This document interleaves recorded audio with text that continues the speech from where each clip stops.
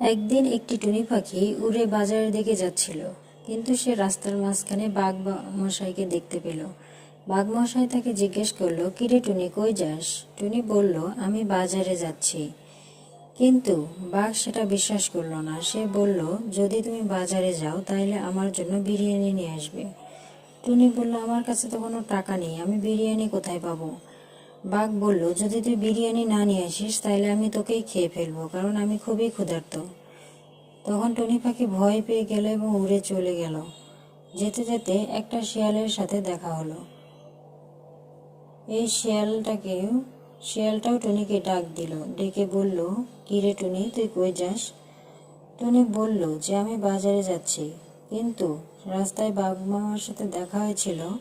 সে বলেছে যে আমার জন্য বিরিয়ানি নিয়ে আসতে, কিন্তু আমার কাছে তো কোনো পয়সাই নেই, আমি কি করে বিরিয়ানি নিয়ে আসবো? তখন শিয়াল বলল, আমি তোকে একটা বুদ্ধি দিতে পারি।